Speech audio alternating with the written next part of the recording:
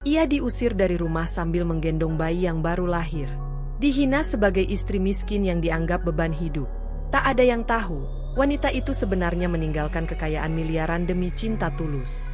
Saat kebenaran terungkap dan dunia berbalik arah, pria yang dulu mengusirnya justru datang merangkak membawa penyesalan. Namun satu pertanyaan tersisa.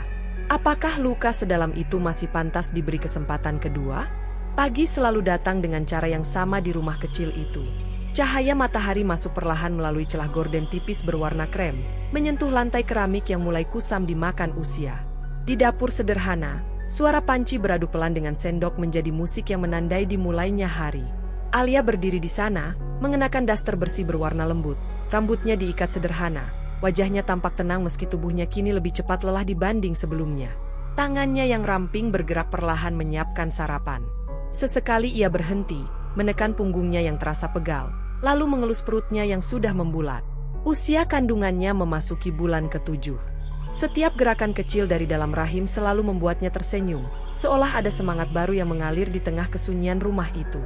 Alia tidak pernah mengeluh. Ia terbiasa menjalani hidup dengan tenang, menerima segala sesuatu apa adanya. Rumah itu bukan rumah mewah, bahkan jauh dari kata nyaman jika dibandingkan dengan hunian-hunian di kawasan elit yang sering ia lihat sekilas dari televisi. Namun baginya, rumah itu cukup. Cukup untuk beristirahat, cukup untuk mencintai, dan cukup untuk membangun keluarga kecil yang selama ini ia impikan. Raka, suaminya, masih tertidur di kamar. Pria itu bekerja keras hampir setiap hari. Karirnya di sebuah perusahaan properti sedang menanjak, meski belum benar-benar mapan. Alia memahami ambisi Raka, memahami lelahnya, dan memahami keinginannya untuk keluar dari hidup yang serba pas-pasan. Ia tak pernah menuntut lebih, tak pernah meminta barang mahal, bahkan jarang mengungkapkan keinginannya sendiri. Bagi Alia, cinta adalah tentang menemani, bukan menuntut. Saat sarapan selesai, Alia menata meja kecil di ruang makan. Ia menyiapkan piring dengan rapi, menu sederhana berupa nasi hangat, telur dadar, dan tumis sayur. Ia tahu Raka sebenarnya lebih suka sarapan di luar, tapi Alia tetap memasak. Baginya, menyajikan makanan buatan tangan sendiri adalah bentuk cinta yang paling sederhana namun tulus. Raka akhirnya keluar dari kamar, mengenakan kemeja kerja yang sudah disetrika rapi. Alia menoleh dan tersenyum lembut, senyum yang selalu ia berikan setiap pagi. "Sarapan dulu," ucap Alia pelan. Raka mengangguk singkat, lalu duduk tanpa banyak bicara. Wajahnya tampak fokus, pikirannya seolah berada jauh dari meja makan itu. Alia tidak bertanya. Ia hanya duduk berhadapan, memperhatikan suaminya makan dengan tenang, sesekali meminum air putih. Keheningan di antara mereka bukan sesuatu yang asing. Alia sudah terbiasa. Ia percaya bahwa diam tidak selalu berarti buruk. Kadang, diam hanyalah jeda sebelum hari kembali berjalan. Setelah Raka berangkat kerja, rumah kembali sunyi. Alia membersihkan meja, mencuci piring, lalu duduk di sofa kecil dekat jendela. Dari sana, ia bisa melihat kehidupan luar. Anak-anak tetangga berangkat sekolah, ibu-ibu menyapu halaman, suara motor berlalu lalang. Semua terasa sederhana, biasa, namun menenangkan. Di saat-saat seperti itulah pikiran Alia sering melayang. Ia teringat masa lalu yang kini hanya ia simpan dalam diam. Nama keluarganya, rumah besar yang pernah ia tinggalkan, dan kehidupan yang dulu penuh dengan kemewahan. Semua itu terasa seperti mimpi lama. Alia memilih untuk tidak mengingatnya terlalu sering. Ia telah membuat keputusan, dan keputusan itu adalah mencintai Raka dengan seluruh dirinya, tanpa membawa bayang-bayang masa lalu. Ia menikah dengan Raka bukan karena harta atau status. Ia jatuh cinta pada ketulusan pria itu di awal pertemuan mereka, pada caranya bermimpi, pada semangatnya membangun masa depan. Alia tahu, jika ia membuka jati dirinya yang sebenarnya, semuanya akan berubah. Maka ia memilih diam, memilih menjadi Alia yang sederhana, istri biasa yang hidup dalam keterbatasan. Siang hari diisi Alia dengan pekerjaan ringan dan istirahat. Ia sering berbicara dengan bayinya, membisikkan doa-doa kecil, berharap kelak anak itu tumbuh dalam cinta yang cukup. Ia tidak meminta hidup mewah, hanya ingin keluarganya utuh dan bahagia. Namun, belakangan ini, Alia mulai merasakan sesuatu yang berbeda. Bukan konflik, bukan pertengkaran, melainkan perubahan halus yang sulit dijelaskan. Raka semakin sering pulang larut, lebih sering menatap layar ponselnya, dan jarang berbincang panjang seperti dulu. Sentuhan hangatnya masih ada, tapi terasa terburu-buru. Perhatian kecil yang dulu sering ia terima kini semakin jarang. Alia tidak menuduh. Ia menghibur dirinya sendiri dengan berpikir bahwa itu semua hanyalah fase, bagian dari perjuangan Raka membangun karir. Ia memilih percaya, karena percaya adalah satu-satunya hal yang ia miliki sepenuhnya. Sore hari menjelang, Alia berdiri di depan cermin kamar. Ia menatap pantulan dirinya sendiri, wajahnya lembut, matanya teduh, namun ada lelah yang tak bisa disembunyikan.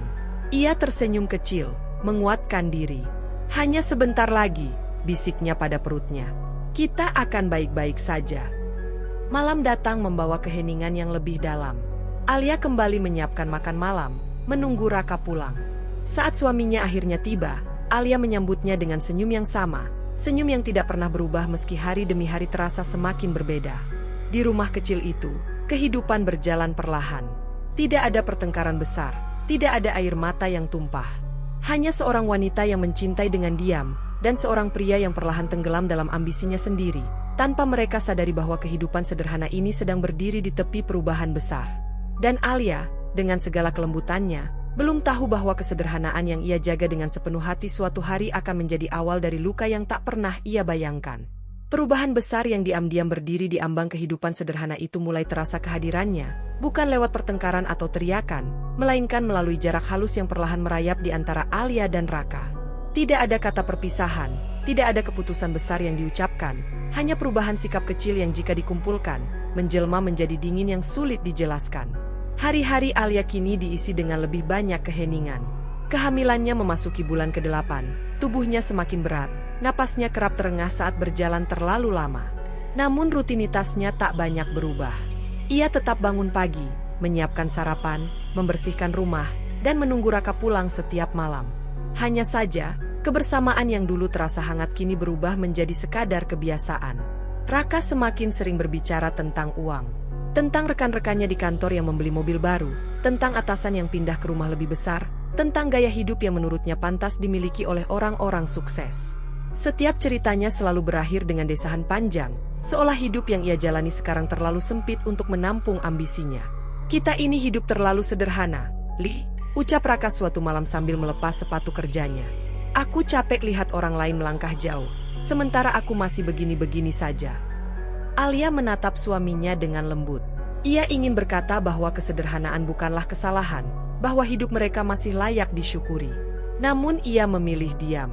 Ia hanya menyodorkan segelas air dan tersenyum kecil. Kamu pasti bisa, jawabnya pelan. Pelan-pelan saja. Namun Raka tidak sedang mencari ketenangan. Ia ingin pengakuan. Ia ingin bukti bahwa ia tidak kalah dari siapapun. Dalam pikirannya, dunia diukur dengan angka, kepemilikan, dan status. Dan tanpa ia sadari, standar-standar itu mulai ia bawa masuk ke dalam rumah. Komentar-komentar kecil mulai meluncur tanpa disaring. Tentang rumah yang terlalu sempit. Tentang perabot yang sudah lama. Tentang Alia yang selalu terlihat sederhana, bahkan terlalu sederhana di matanya. Kata-kata itu tidak diucapkan dengan nada marah, justru sering terdengar biasa saja, seolah itu hanyalah fakta. Namun bagi Alia, setiap kalimat itu meninggalkan bekas. Ia tidak membantah. Ia tidak menangis di depan Raka. Ia hanya menyimpannya dalam hati, lalu menguatkan diri dengan satu keyakinan, bahwa semua ini hanya fase. Bahwa ambisi Raka adalah tanda tanggung jawab, bukan penolakan. Alia memilih memahami, meski memahami berarti menekan perasaannya sendiri. Di malam hari, ketika Raka tertidur lebih dulu, Alia sering terbangun sendirian. Tangannya mengelus perutnya yang semakin besar, merasakan gerakan kecil dari dalam. Disitulah ia membiarkan air matanya jatuh pelan. Bukan karena marah, melainkan karena lelah. Ia merindukan Raka yang dulu. Raka yang tersenyum tanpa beban, yang memeluknya tanpa tergesa, yang berbicara tentang masa depan dengan mata berbinar, bukan dengan keluhan. Kini, percakapan mereka lebih sering berisi hitung-hitungan dan perbandingan. Suatu sore, Alia memberanikan diri menemani Raka menghadiri acara kantor. Ia mengenakan gaun hamil sederhana, rambutnya disanggul rapi, wajahnya dipoles tipis. Di tengah ruangan penuh orang-orang berpenampilan rapi dan percaya diri, Alia merasa seperti bayangan. Ia berdiri di sisi Raka, tersenyum pada siapapun yang menyapa. Namun Alia menangkap sesuatu di mata Raka. Tatapan yang berbeda. Tatapan yang seolah sedang menilai, bukan menikmati. Ia melihat bagaimana Raka membandingkan dirinya dengan pria-pria lain, bagaimana pandangannya singgah terlalu lama pada barang-barang mahal dan percakapan tentang investasi besar. Dalam perjalanan pulang, Raka terdiam lama. Lalu ia berkata, tanpa menoleh, "Aku ingin hidup seperti mereka." Alia menelan ludah. "Kita juga bisa bahagia dengan cara kita," jawabnya hati-hati. Raka tersenyum tipis, senyum yang tak sampai ke mata. "Kamu terlalu mudah puas." Kalimat itu menghantam Alia lebih keras dari yang Raka sadari. Ia menoleh keluar jendela, menahan getar di dadanya. Mudah puas. Seolah mencintai kehidupan sederhana adalah kelemahan. Kehamilan Alia semakin mendekati hari kelahiran. Ia sering kelelahan, tapi tetap berusaha terlihat kuat. Ia tidak ingin menjadi beban.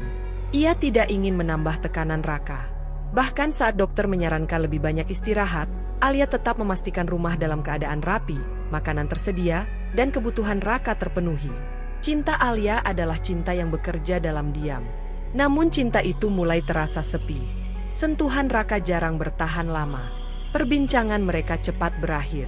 Raka lebih sering tenggelam dalam ponsel atau pikirannya sendiri. Dan Alia, yang dulu menjadi tempat pulang, kini terasa seperti bagian dari rutinitas yang dilewati tanpa disadari. Suatu malam, Alia duduk sendirian di ruang tamu setelah Raka tertidur. Lampu redup menerangi wajahnya yang pucat. Ia menarik napas panjang, lalu tersenyum pahit. Ia menyadari satu hal, jarak itu nyata. Tidak berteriak, tidak terlihat, tapi dinginnya menusuk perlahan. Alia masih mencintai Raka. Itu tidak berubah. Namun ia mulai memahami bahwa cinta saja tidak selalu cukup untuk menjaga kehangatan. Dan tanpa ia sadari, rumah kecil yang dulu penuh harapan kini mulai dipenuhi udara dingin yang sulit diusir. Di balik kesunyian malam, Alia memeluk perutnya erat-erat, seolah mencari kekuatan dari kehidupan kecil yang tumbuh di dalamnya. Ia belum tahu bahwa jarak yang kini hanya terasa hambar itu akan segera berubah menjadi badai yang mengguncang seluruh hidupnya. Malam itu, rasa nyeri yang tak tertahankan membangunkannya dari tidur. Nafasnya terengah, keringat dingin membasahi pelipis, dan perutnya berkontraksi dengan ritme yang tak bisa diabaikan lagi. Dengan tangan gemetar, Alia menggoyang tubuh Raka yang masih terlelap di sisinya. "Mas, waktunya sepertinya sudah dekat," ucapnya lirih, menahan perih. Raka terbangun dengan wajah terkejut. Ia menatap jam, lalu berdiri tergesa. Tidak ada kepanikan berlebihan, tidak juga senyum bahagia. Hanya gerakan cepat dan ucapan singkat, seolah ini hanyalah satu agenda lain yang harus segera diselesaikan. Dalam perjalanan menuju rumah sakit, Alia menahan sakit sambil memeluk perutnya, sementara Raka menyetir dengan satu tangan dan tangan lainnya sibuk menggenggam ponsel, membalas pesan yang tak henti masuk. Lampu-lampu rumah sakit menyilaukan mata Alia. Bau antiseptik menyambutnya bersama langkah-langkah tergesa para perawat. Raka membantu mengurus administrasi, namun pikirannya jelas tidak sepenuhnya berada di sana. Ia berkali-kali menjauh untuk menerima panggilan telepon, meninggalkan Alia sendirian di ranjang dorong, menghadapi rasa sakit yang kian menjadi. Di ruang bersalin, waktu terasa berjalan lambat. Alia menggenggam spray erat, air matanya mengalir tanpa suara. Setiap kontraksi seolah merobek tubuhnya, namun yang lebih menyakitkan adalah kesendirian yang ia rasakan. Ia berharap Raka menggenggam tangannya, membisikkan kata-kata penyemangat, namun yang ia dengar hanyalah suara perawat dan alat medis. Tangisan bayi akhirnya memenuhi ruangan. Sebuah tangisan kecil, rapuh, namun penuh kehidupan. Alia terisak, perasaannya bercampur antara lega, haru, dan bahagia. Saat bayi mungil itu diletakkan di dadanya, Alia merasa seluruh rasa sakitnya terbayar. Air matanya jatuh membasahi pipi bayi itu. "Halo, nak," bisiknya gemetar. "Ibu di sini." Raka masuk beberapa saat kemudian. Ia menatap bayi itu sekilas, tersenyum tipis, lalu mengeluarkan ponselnya. Beberapa foto diambil cepat, lalu ia mengirimkannya ke seseorang. Alia memperhatikan itu semua dalam diam. Ia menunggu Raka mendekat, menunggu pelukan, menunggu kebahagiaan yang utuh. Namun yang datang hanyalah ucapan singkat, "Istirahat ya, aku ada urusan sebentar." Kata-kata itu menggantung di udara. Alia menoleh, ingin bertanya, ingin menahan, namun Raka sudah melangkah pergi. Ruangan kembali sunyi. Bayi itu tertidur di dadanya, napas kecilnya teratur, seolah belum tahu bahwa dunia yang menyambutnya tidak sehangat yang seharusnya. Hari-hari setelah kelahiran terasa berat. Tubuh Alia masih lemah, jahitannya nyeri, dan emosinya rapuh. Namun ia tetap berusaha tersenyum setiap kali Raka datang. Sayangnya, kehadiran Raka lebih sering terasa fisik semata. Ia duduk di kursi, menatap layar ponsel, menjawab panggilan, atau membicarakan proyek yang entah mengapa tak pernah bisa menunggu. Alia sering terbangun di malam hari, menyusui bayinya sendirian. Ia menatap wajah kecil itu, merasakan kehangatan yang tulus. Di sanalah ia menemukan kekuatan. Namun di sudut hatinya, ada perasaan asing yang terus tumbuh, perasaan bahwa ia sedang menjalani ini sendirian. Ketika mereka akhirnya pulang ke rumah, tidak ada sambutan istimewa. Rumah kecil itu tetap sama, namun rasanya berbeda. Alia bergerak perlahan, menggendong bayinya dengan hati-hati. Raka kembali sibuk, keluar masuk rumah dengan alasan pekerjaan. Alia tidak lagi bertanya. Ia mulai mengerti bahwa pertanyaan hanya akan berakhir dengan keheningan. Suatu malam, Alia duduk di sofa, menyusui bayinya sambil menatap televisi yang mati. Raka baru pulang, wajahnya lelah namun matanya tetap menyala saat berbicara tentang peluang baru yang ia temui hari itu. Kalau proyek ini jalan, hidup kita bisa berubah, ucap Raka penuh semangat. Alia mengangguk pelan. Itu bagus, jawabnya lembut. Raka tidak menyadari nada suara Alia yang kosong, tidak melihat mata istrinya yang berkaca-kaca. Ia tidak melihat bagaimana Alia memeluk bayinya lebih erat setiap kali Raka berbicara tentang masa depan yang seolah tidak menyertakan mereka. Hari demi hari berlalu.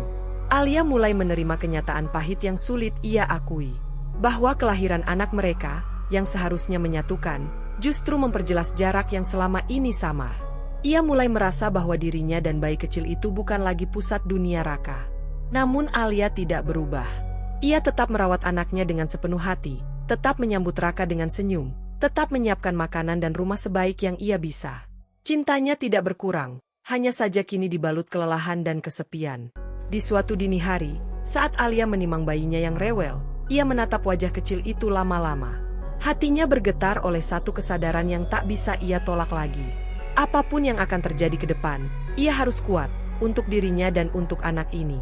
Karena di tengah rumah yang semakin sunyi, Alia mulai memahami bahwa badai yang datang bersamaan dengan kelahiran itu belum sepenuhnya berlalu. Justru, itu hanyalah awal dari gelombang yang akan mengguncang hidupnya jauh lebih keras dari yang pernah ia bayangkan. Badai yang sejak kelahiran itu hanya terasa sebagai gelombang kecil akhirnya benar-benar menghantam, merobohkan sisa ketenangan yang selama ini masih bertahan di rumah kecil Alia. Hari itu dimulai seperti hari-hari sebelumnya, sunyi, berat, dan penuh kelelahan yang tak terucap. Alia bangun lebih pagi karena bayinya menangis terus-menerus. Tubuhnya masih terasa sakit, langkahnya pelan, namun ia tetap berusaha menenangkan anaknya dengan sabar. Di dapur, ia menghangatkan susu sambil menahan nyeri di perutnya. Matanya sembab karena kurang tidur. Sejak melahirkan, malam-malamnya lebih sering diisi dengan menyusui dan menimang sendirian. Raka jarang terbangun. Jikapun terbangun, ia hanya menghela napas lalu kembali memejamkan mata. Seolah tangisan bayi itu hanyalah gangguan kecil dalam hidupnya. Pagi itu Raka pulang dengan wajah kusut dan emosi yang jelas tak stabil. Ia baru saja mengalami masalah besar di tempat kerja, sebuah proyek yang ia harapkan gagal total.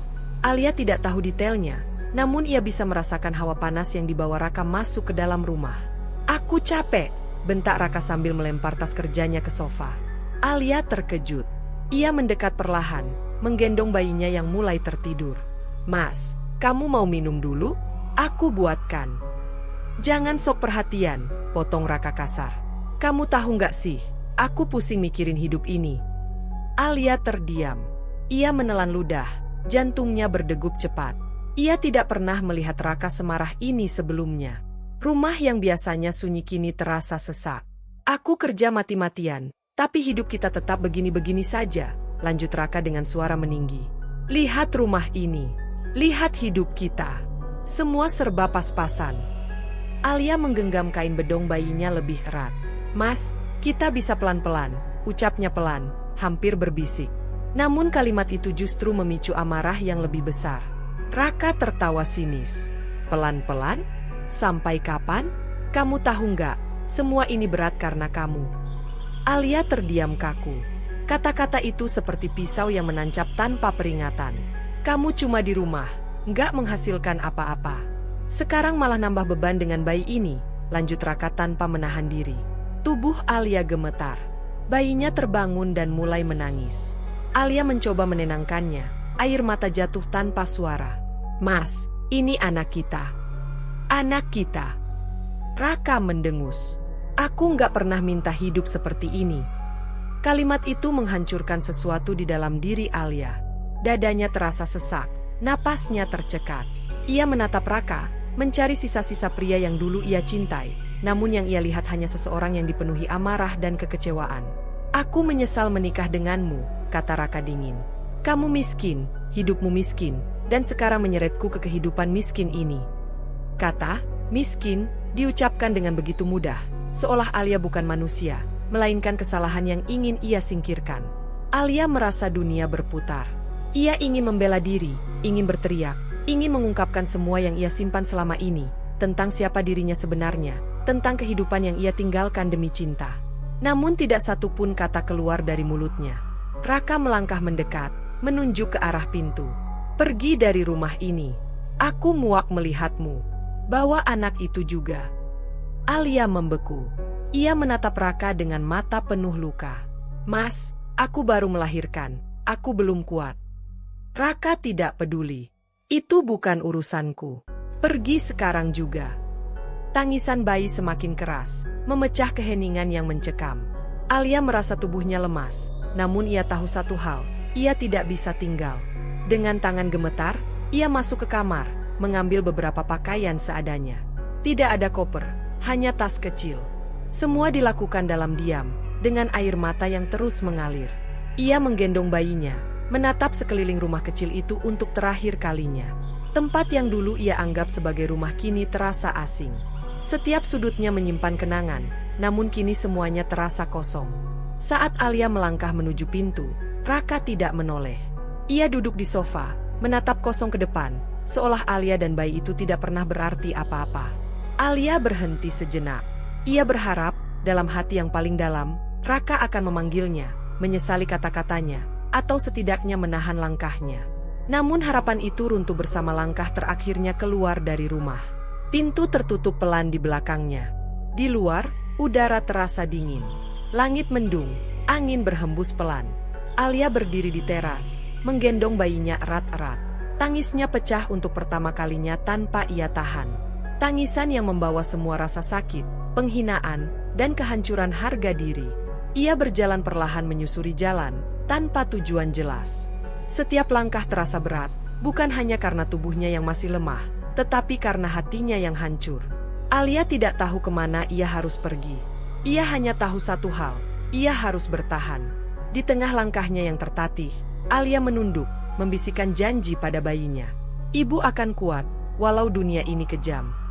Malam itu, Alia kehilangan rumah, kehilangan suami, dan kehilangan kepercayaan pada cinta yang pernah ia jaga sepenuh hati. Ia jatuh ke titik paling rendah dalam hidupnya, membawa luka yang terlalu dalam untuk sekadar disembuhkan dengan waktu. Namun jauh di dalam dirinya, sesuatu mulai bergerak, sebuah kekuatan yang selama ini tertidur, menunggu saatnya bangkit. Dan tanpa Alia sadari, pengusiran kejam itu bukanlah akhir dari segalanya, melainkan awal dari perubahan besar yang akan membalikan nasib mereka semua. Perubahan besar yang perlahan bergerak itu akhirnya menemukan jalannya justru ketika Alia berada di titik paling rapuh dalam hidupnya. Malam setelah pengusiran itu, ia duduk di bangku panjang sebuah halte tua, memeluk bayinya yang tertidur kelelahan setelah menangis berjam-jam.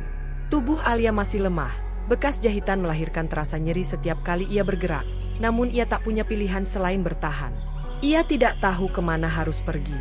Nomor-nomor lama di ponselnya hanya ia pandangi tanpa berani ditekan. Harga dirinya terlalu terluka untuk meminta tolong pada siapapun yang mengenalnya sebagai Alia yang selalu kuat. Akhirnya, dengan sisa tenaga dan uang seadanya, ia menyewa kamar kecil di rumah kos sederhana di pinggir kota. Kamar itu sempit, dindingnya lembab, dan hanya memiliki satu ranjang besi tua. Namun bagi Alia, tempat itu cukup untuk melindungi bayinya dari dingin malam. Hari-hari berikutnya berjalan lambat dan berat. Alia menjalani hidup dalam kesunyian yang nyata. Ia mencuci pakaian bayinya sendiri, memasak dengan peralatan seadanya, dan menahan sakit setiap kali tubuhnya memaksa berhenti. Tidak ada Raka. Tidak ada suara langkah pulang di malam hari. Tidak ada pelukan yang dulu sempat ia rindukan. Yang ada hanya dirinya dan seorang bayi kecil yang sepenuhnya bergantung padanya. Di tengah keterbatasan itu, Alia belajar satu hal penting, bahwa ia jauh lebih kuat dari yang pernah ia kira. Meski sering menangis dalam diam, ia tidak pernah membiarkan bayinya kekurangan. Ia rela makan seadanya, asalkan anaknya kenyang. Ia rela menahan sakit, asalkan anaknya hangat dan aman dalam pelukannya. Namun ada malam-malam tertentu ketika Alia duduk bersandar di dinding kamar kos, menatap langit-langit yang kusam, dan membiarkan pikirannya kembali ke masa lalu. Bukan pada Raka, melainkan pada kehidupan yang sengaja ia tinggalkan. Pada rumah besar dengan lampu kristal, pada meja makan panjang yang selalu penuh, pada nama keluarga yang pernah begitu ia hindari untuk disebutkan. Ia mengingat ayahnya, sosok tegas namun penuh kasih, yang pernah berkata bahwa dunia tidak seindah yang ia bayangkan.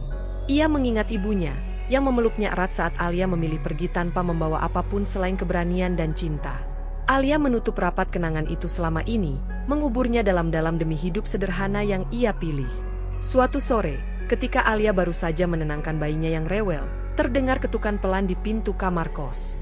Alia terkejut. Tidak ada seorang pun yang tahu ia tinggal di tempat itu. Dengan hati-hati, ia membuka pintu sedikit.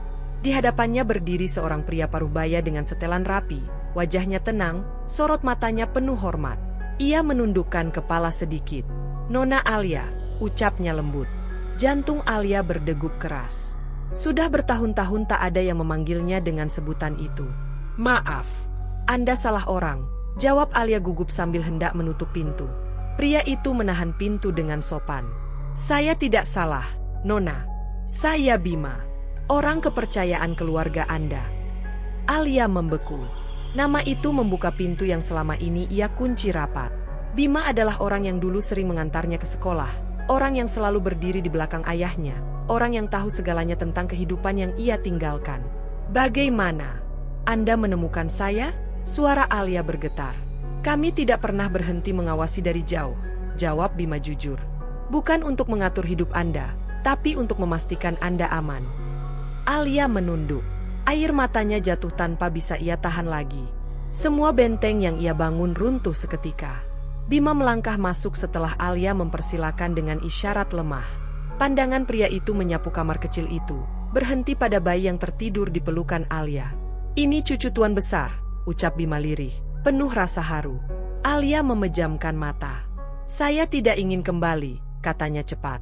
"Saya sudah memilih hidup saya." Bima mengangguk pelan. "Kami menghormati pilihan Anda. Tapi keluarga Anda tidak bisa tinggal diam saat melihat Anda diperlakukan seperti ini."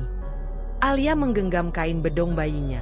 "Saya baik-baik saja," katanya, meski suaranya tak meyakinkan. Bima tersenyum tipis, penuh pengertian. "Nona, Anda mungkin bisa bertahan sendiri, tapi bayi ini berhak mendapatkan perlindungan yang layak." Kalimat itu menghantam Alia dengan lembut namun tepat. Ia menatap anaknya lama-lama.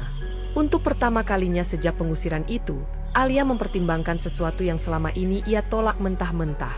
Bima kemudian menceritakan bagaimana ayah Alia jatuh sakit setelah mengetahui kabar pernikahannya dulu, bagaimana ibunya diam-diam selalu menanyakan kabarnya, dan bagaimana keluarga besar itu menunggu hari Alia pulang, tanpa memaksa. "Ayah Anda tidak pernah marah," ujar Bima. "Beliau hanya ingin Anda bahagia." Tangis Alia pecah. Semua rasa sakit, kehilangan, dan penyesalan tumpah dalam satu waktu. Ia bukan wanita miskin seperti hinaan Raka. Ia adalah pewaris keluarga konglomerat dengan kekayaan miliaran dolar.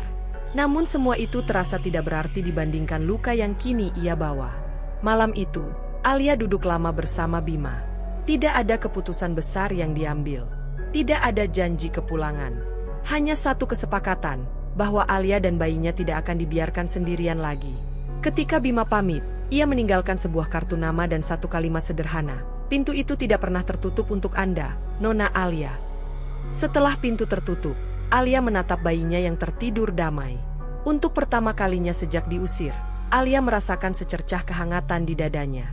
Bukan karena harta, bukan karena status, melainkan karena ia akhirnya menyadari satu hal penting, bahwa masa lalunya bukan kutukan, melainkan kekuatan yang suatu hari bisa ia gunakan. Dan tanpa ia sadari, pintu yang selama ini ia tutup rapat telah terbuka sedikit. Cukup untuk membiarkan cahaya masuk. Cukup untuk menandai awal kebangkitan seorang wanita yang pernah diremehkan, dan akan segera membalikan takdirnya sendiri.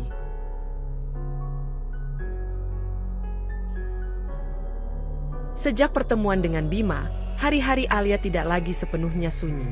Ia memang masih tinggal di kamar kos kecil itu, masih menjalani hidup sederhana bersama bayinya, namun kini ada rasa aman yang sebelumnya hilang. Bima tak pernah memaksa, hanya sesekali mengirim kabar, memastikan Alia dan anaknya baik-baik saja. Bantuan datang dengan cara yang halus, uang sewa kos yang tiba-tiba dibayarkan lebih lama, dokter anak yang direkomendasikan secara pribadi, hingga kebutuhan bayi yang selalu tercukupi tanpa Alia harus meminta. Alia tahu semua itu berasal dari keluarganya. Ia menerimanya bukan sebagai kemewahan, melainkan sebagai perlindungan. Ia masih belum siap kembali, namun ia mulai berdiri lebih tegak. Ia mulai menata pikirannya, menata masa depannya, dan yang terpenting, menata ulang harga dirinya yang sempat hancur.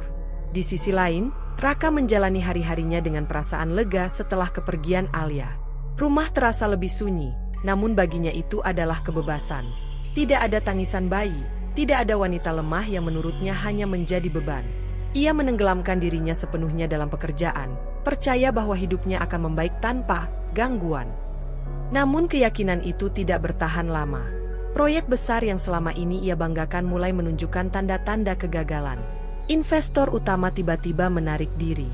Mitra bisnis yang dulu memujinya kini mulai menjaga jarak. Raka menghabiskan lebih banyak waktu di kantor, mencoba menyelamatkan sesuatu yang sudah terlanjur rapuh. Setiap malam ia pulang dengan kepala penuh tekanan. Telepon yang dulu sibuk kini justru sering berdering membawa kabar buruk. Angka-angka di laporan keuangan tak lagi ramah. Dan untuk pertama kalinya, Raka merasakan ketakutan yang sesungguhnya, takut kehilangan segalanya. Ada perubahan arah investasi, kata seorang rekan suatu hari. Semua orang menunggu keputusan dari keluarga besar itu. Raka mengerutkan dahi. Keluarga besar yang mana? Kamu belum dengar. Rekannya menurunkan suara. Pewaris utama keluarga konglomerat itu dikabarkan sudah kembali ke dalam lingkaran bisnis. Katanya, dia sempat menghilang bertahun-tahun. Nama keluarga itu disebutkan dengan penuh hormat. Sebuah nama yang memiliki pengaruh besar, mampu menggerakkan pasar hanya dengan satu keputusan. Raka terdiam. Ia tahu keluarga itu. Semua orang di dunia bisnis tahu. Namun ia tidak tertarik terlalu jauh. Baginya, itu hanyalah kisah orang-orang besar yang tak ada hubungannya dengan hidupnya. Hari demi hari berlalu, dan kondisi Raka semakin terpuruk. Proyek yang gagal membuat reputasinya tercoreng. Orang-orang yang dulu mendekat kini hanya memberi senyum basa-basi. Tidak ada lagi undangan makan malam mewah, tidak ada lagi tepukan bangga di pundaknya. Di saat yang sama, berita tentang pewaris yang kembali semakin sering terdengar. Sosok misterius itu disebut-sebut cerdas, tenang, dan penuh perhitungan. Banyak perusahaan mulai mengubah strategi, menunggu arah angin dari keluarga besar tersebut. Tanpa Raka sadari, di balik semua itu, Alia mulai mengambil langkah kecil namun pasti. Atas saran Bima, ia mulai mempelajari kembali dunia yang pernah ia tinggalkan. Ia membaca laporan, mengikuti diskusi daring, dan perlahan mengingat kembali pelajaran-pelajaran yang dulu menjadi bagian dari hidupnya. Ia tidak tampil, tidak menonjol, namun ia mengamati. Setiap malam, setelah bayinya tertidur, Alia duduk diam dengan laptop sederhana di hadapannya. Tatapannya tidak lagi kosong. Ada ketenangan baru di sana, ketenangan seseorang yang mulai menemukan kembali pijakan hidupnya. Aku melakukan ini bukan untuk balas dendam, bisiknya suatu malam. Aku melakukan ini untuk masa depan anakku. Sementara itu, Raka mulai dihantui kegelisahan yang tak bisa ia jelaskan. Rumah terasa terlalu sepi. Ia mulai terbangun di malam hari, teringat tangisan bayi yang dulu ia anggap mengganggu. Ia mengusir bayangan itu, meyakinkan dirinya bahwa semua yang ia lakukan adalah demi hidup yang lebih baik.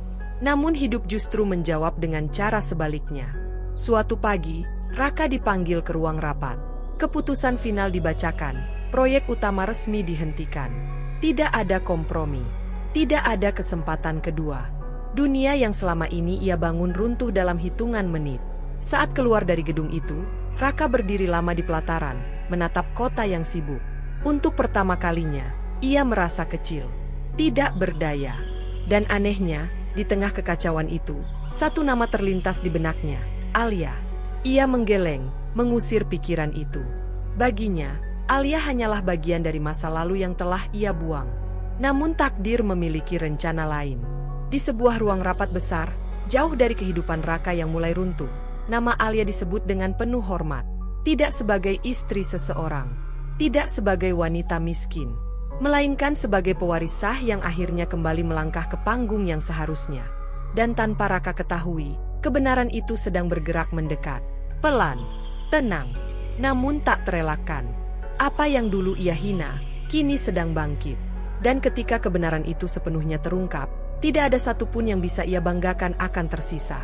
Kebenaran itu akhirnya bergerak keluar dari bayang-bayang, tak lagi bersembunyi, dan ketika ia muncul sepenuhnya, dunia pun berbalik arah dengan cara yang tak pernah dibayangkan Raka sebelumnya. Apa yang selama ini hanya menjadi bisik-bisik di kalangan terbatas, kini menjelma menjadi kabar besar yang mengguncang dunia bisnis dan sosial sekaligus. Pagi itu, layar-layar berita menampilkan satu nama yang disebut dengan penuh hormat. Sebuah konferensi pers digelar di gedung megah pusat kota. Para jurnalis berdesakan, kamera diarahkan ke satu titik. Ketika pintu besar terbuka, seorang wanita melangkah masuk dengan tenang, mengenakan busana sederhana namun elegan, wajahnya teduh, sorot matanya tegas. Itu Alia.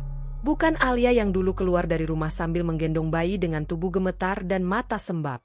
Bukan Alia yang diusir tanpa harga diri. Wanita yang berdiri di hadapan publik ini adalah sosok yang penuh wibawa, sikapnya tenang, bahunya tegak, dan langkahnya mantap. Di sisinya berdiri Bima, serta beberapa tokoh penting yang selama ini hanya muncul di lingkaran atas dunia bisnis. Pengumuman itu disampaikan dengan bahasa formal dan tegas. Alia diperkenalkan sebagai pewaris sah keluarga besar yang selama ini dikenal memiliki pengaruh luas dan kekayaan bernilai miliaran dolar. Kepergiannya bertahun-tahun disebut sebagai pilihan pribadi, dan kembalinya kini disambut sebagai langkah strategis yang akan menentukan arah banyak perusahaan besar ke depan. Nama Alia menggema di mana-mana. Di kantor kecil tempat Raka kini bekerja serabutan setelah proyeknya gagal, televisi yang menyala menampilkan wajah Alia dalam close-up. Raka yang awalnya hanya melirik sekilas, tiba-tiba membeku. Tangannya gemetar, napasnya tercekat. Tidak mungkin, gumamnya. Namun layar itu tidak berdusta. Nama lengkap Alia disebut jelas. Wajah itu terlalu ia kenal. Tatapan itu terlalu familiar. Dunia seolah runtuh tepat di bawah kakinya. Wanita yang ia hina sebagai miskin. Wanita yang ia sebut beban. Wanita yang ia usir tanpa rasa kasihan. Adalah pewaris kekayaan yang selama ini ia kagumi dan ia kejar-kejar dalam mimpinya. Raka terduduk. Kepalanya berdengung. Potongan-potongan masa lalu berkelebat tanpa ampun. Kata-kata kasarnya. Hinaan yang ia lontarkan. Tatapan dingin saat mengusir Alia dan bayi mereka. Semua itu kembali padanya, memantul berlipat ganda, menghantam harga dirinya hingga tak bersisa. Di sisi lain kota, Alia berdiri di depan jendela ruang tinggi, menggendong anaknya. Dari sana, ia bisa melihat kota yang dulu terasa begitu jauh. Kini, kota itu terbentang di hadapannya, namun hatinya tetap tenang. Tidak ada kesombongan. Tidak ada kepuasan atas keterkejutan dunia. Yang ada hanya keteguhan. Alia tahu, sejak hari itu, hidupnya tidak akan pernah sama. Ia memilih untuk tampil bukan demi pembuktian pada siapapun, melainkan demi masa depan anaknya. Ia tidak menyebut masa lalunya. Tidak membuka luka lama ke publik. Ia berdiri sebagai dirinya sendiri, utuh, tanpa perlu menjelaskan apapun. Sementara itu, Raka mulai dihantui penyesalan yang datang bertubi-tubi. Setiap sudut rumah mengingatkannya pada Alia. Dapur sunyi, kamar kosong. Tidak ada lagi suara langkah pelan, tidak ada lagi senyum lembut di pagi hari. Ia mulai mencari tahu, menggali berita, membaca artikel demi artikel tentang Alia, tentang kecerdasannya, tentang keputusan-keputusan bisnis yang mulai mengubah peta industri, dan tentang bagaimana publik menyebutnya sebagai sosok rendah hati yang memilih diam selama bertahun-tahun. Setiap kalimat itu terasa seperti tamparan. Raka sadar, jika saja ia tidak buta oleh ambisi. Jika saja ia tidak merendahkan kesederhanaan. Jika saja ia memilih menghargai cinta yang tulus, maka hidupnya mungkin akan sangat berbeda. Namun semua, jika, itu datang terlambat. Di tengah sorotan kamera dan sorak pujian, Alia tetap membawa anaknya kemanapun ia pergi. Ia tidak menyerahkan pengasuhan pada siapapun sepenuhnya. Dunia boleh melihatnya sebagai pewaris besar, tetapi bagi Alia, peran terpentingnya tetap sama, seorang ibu. Raka akhirnya memberanikan diri mendekati gedung tempat Alia bekerja. Ia berdiri lama di luar, menatap bangunan megah yang dulu hanya bisa ia impikan. Kini, Wanita yang pernah ia rendahkan berada di puncaknya. Ia menyadari betapa kecil dirinya. Saat Raka berbalik pergi, langkahnya gontai. Ia menangis untuk pertama kalinya tanpa menahan diri. Bukan karena kehilangan harta, bukan karena karir yang hancur, melainkan karena ia telah kehilangan sesuatu yang jauh lebih berharga, keluarga yang pernah menjadi miliknya. Dan di kejauhan, Alia menatap langit sore sambil menggendong anaknya erat-erat. Ia tidak merasa menang. Ia hanya merasa telah kembali menjadi dirinya sendiri. Wanita yang pernah jatuh sedalam-dalamnya, kini berdiri tegak, bukan untuk membalas, melainkan untuk melangkah maju. Dunia telah berbalik arah. Dan bagi Alia, itu bukan tentang kejatuhan Raka, melainkan tentang kebangkitannya sendiri. Sebuah perjalanan yang lahir dari luka, ditempa oleh kesabaran, dan diteguhkan oleh cinta seorang ibu. Ketika dunia telah berbalik arah dan Alia berdiri tegak sebagai dirinya sendiri, seseorang dari masa lalu justru berjalan tertatih-tatih menuju titik paling rendah dalam hidupnya. Raka adalah pria itu, lelaki yang dulu merasa berkuasa, kini hanya bayangan dari dirinya sendiri, dihantui oleh kesalahan yang tak bisa ia tarik kembali. Hari-hari Raka berlalu dengan perasaan kosong. Ia tidak lagi mengejar ambisi, tidak lagi membandingkan hidupnya dengan orang lain. Semua terasa tidak berarti sejak ia mengetahui kebenaran tentang Alia. Setiap malam, bayangan wajah istrinya muncul. Senyum lembut yang dulu ia anggap biasa, kini terasa sebagai kehilangan yang menyakitkan. Egonya runtuh perlahan. Ia mulai menyadari betapa butanya ia dulu. Bukan karena Alia miskin, bukan karena hidup sederhana, melainkan karena ia sendiri yang miskin rasa syukur. Dan kesadaran itu datang terlambat. Setelah berminggu-minggu bergulat dengan dirinya sendiri, Raka akhirnya membuat keputusan yang paling berat dalam hidupnya. Ia akan menemui Alia. Bukan sebagai suami, bukan sebagai pria yang merasa benar, melainkan sebagai seseorang yang ingin meminta maaf, meski tahu bahwa maaf itu mungkin tidak akan pernah cukup. Hari itu, Raka berdiri di depan gedung tinggi tempat Alia bekerja. Pakaian yang ia kenakan sederhana, wajahnya tampak lebih tua dari usianya. Tangannya gemetar saat ia menyebutkan nama Alia kepada resepsionis. Setiap detik menunggu terasa seperti hukuman. Di lantai atas, Alia sedang duduk di ruangannya ketika Bima masuk dengan raut wajah serius. "Nona Alia," ucapnya pelan. "Raka ada di bawah. Dia ingin bertemu." Nama itu membuat jantung Alia berdegup keras. Ia terdiam lama, matanya menatap kosong keluar jendela. Luka lama yang ia kira telah mengering tiba-tiba terasa perih kembali. Bayangan malam pengusiran itu muncul jelas. Kata-kata hinaan, pintu yang tertutup, dan langkahnya yang tertatih di bawah langit mendung. "Apa yang harus kulakukan?" bisiknya pelan, lebih pada dirinya sendiri. "Bima tidak memaksa. Keputusan ada di tangan Anda." Alia menarik napas panjang. Ia menoleh ke arah sudut ruangan, tempat anaknya tertidur dalam boks kecil. Wajah polos itu menjadi jangkar hatinya. Demi anak itu, ia harus kuat. Bukan untuk membalas, bukan untuk membuktikan, tetapi untuk memastikan luka lama tidak kembali melukai masa depan. "Aku akan menemuinya," kata Alia akhirnya. Sebentar saja. Pertemuan itu terjadi di ruang tamu kecil yang netral. Ketika Alia masuk, Raka langsung berdiri. Matanya berkaca-kaca. Tidak ada kesombongan di sana. Tidak ada sikap tinggi hati. Yang ada hanya rasa bersalah yang telanjang. "Alia," suaranya serak. Aku minta maaf." Kata-kata itu meluncur dengan berat. Raka menundukkan kepala, seolah tak sanggup menatap mata wanita yang pernah ia sakiti sedalam itu. "Aku salah. Aku bodoh. Aku kejam. Aku menghancurkan keluargaku sendiri." Alia berdiri diam.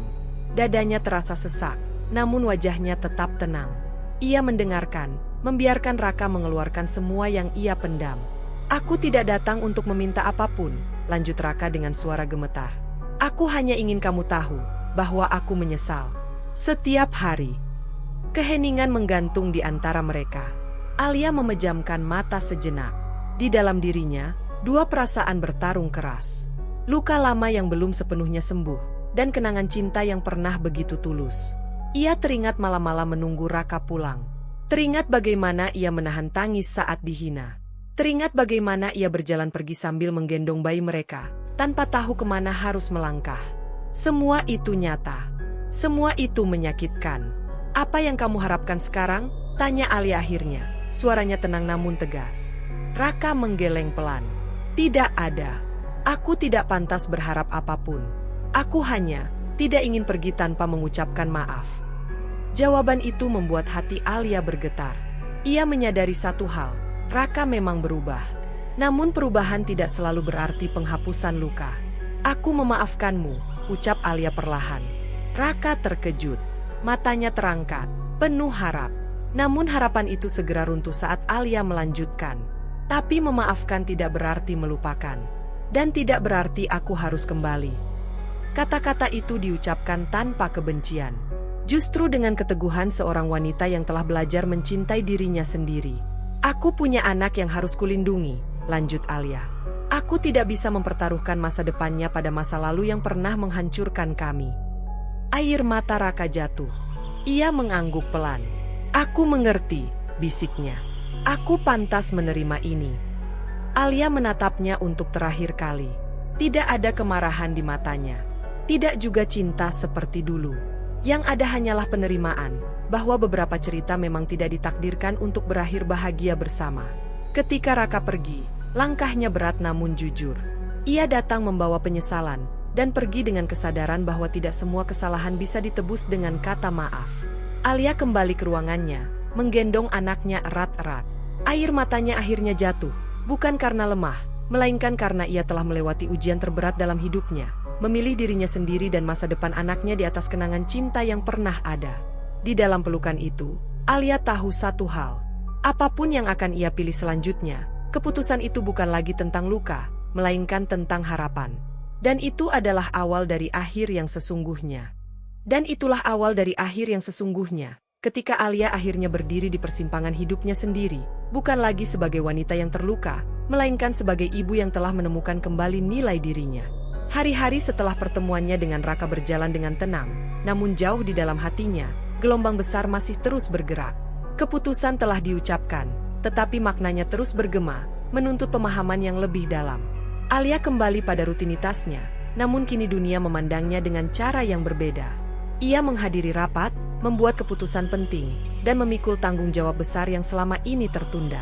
Namun setiap kali malam tiba dan gedung-gedung tinggi meredup, Alia selalu kembali menjadi dirinya yang paling sederhana, seorang ibu yang duduk di samping ranjang anaknya, menyanyikan lagu pelan, menatap wajah kecil yang menjadi pusat seluruh hidupnya.